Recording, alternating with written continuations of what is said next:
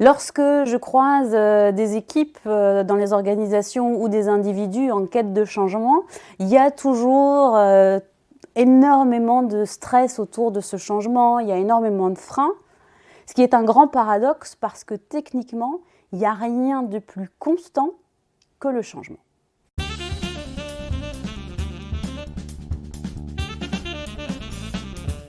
Le changement, c'est une définition complexe, mais si on veut faire simple, c'est modifier un état, c'est se mettre en mouvement pour quitter quelque chose qui ne nous convient pas et aller vers quelque chose qui nous convient mieux.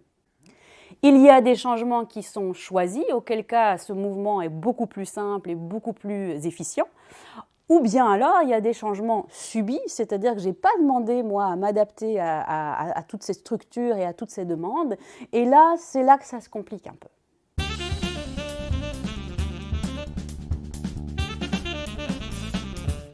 Pourquoi est-ce que le changement se complique lorsqu'il est subi? Parce que nous ne sommes pas faits pour subir les choses. Dès le moment où je subis, je me mets en état de stress et en état de défense. Et donc quand je suis face à un changement que je n'ai pas choisi et que je subis, je vais mettre des résistances, des niveaux de résistance dans mon comportement qui vont faire que consciemment ou inconsciemment, je freine toute initiative qui vont vers ce changement. Une des choses importantes à savoir, c'est que ces niveaux de résistance font partie du changement. Ce n'est pas un problème, c'est un fait. On doit pouvoir manager ces résistances en gain de cause. C'est-à-dire que c'est illusoire de penser que quand une personne a un changement, tout le monde y adhère et tout le monde est directement en mouvement. C'est une illusion. Et donc, il y a un travail du manager qui va se manifester à 3 niveaux, qui est un premier niveau qui est dans son management de projet, comment faire avancer, si on prend la métaphore d'un bateau, comment faire avancer le bateau projet. Mais mon bateau projet, s'il avance et qu'il n'y a personne dedans, il n'a pas de sens. Et donc, le rôle du manager, ça va être de travailler son leadership pour inviter les gens à adhérer à ce changement et donc à monter dans le bateau. Sauf que, comme je l'ai dit tout à l'heure, il se peut qu'il y ait des freins, conscients ou inconscients, ces niveaux de résistance, vont faire qu'il va falloir travailler et stimuler les gens à d'abord quitter leur niveau de résistance avant de monter dans le bateau. Et là, il y a un peu plus de travail qui est plus du coaching, du travail sur le fond, plutôt que exclusivement du leadership du type motivationnel.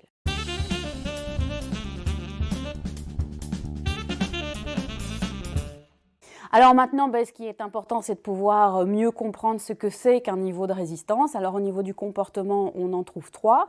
Le premier niveau de résistance, c'est le plus facile à faire sauter, c'est quelqu'un qui ne comprend pas. C'est-à-dire que tant qu'il n'a pas compris pourquoi changer, cognitivement, il va résister, il ne va pas dépenser de l'énergie pour un truc dont il ne comprend pas l'utilité.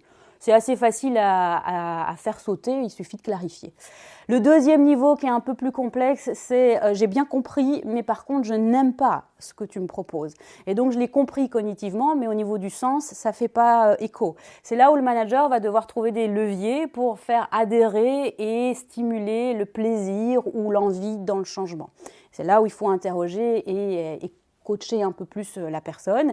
Et puis le troisième niveau, qui est le niveau le plus résistant, le plus collant, c'est le niveau 3. Et ça, c'est j'ai bien compris, bon ok, j'aime pas, mais en fait, c'est pas ça le problème. Le problème, c'est que je ne t'aime pas toi.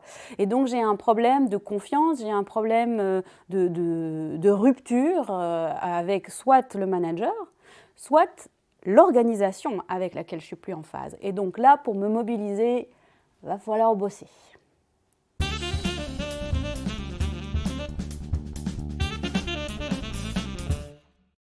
Alors, ce qui est intéressant, c'est de constater que la personne qui est en charge du changement, qui doit mener le bateau et donc est capitaine du bateau, lui-même, inconsciemment, est dans la résistance niveau 1, niveau 2 ou niveau 3.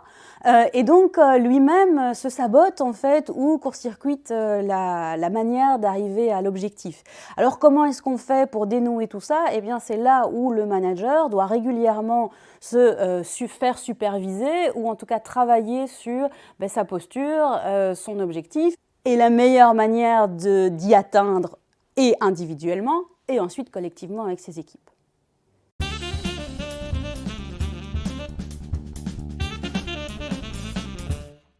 Alors, on va résumer cette petite capsule en 4 points essentiels. Le premier, c'est qu'il n'y a rien de plus constant que le changement.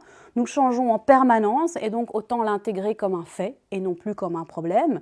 Ceci dit, ça peut poser un problème parce que nous sommes humains et que face au changement subi, nous avons tendance à avoir des résistances. On a 3 niveaux de résistance.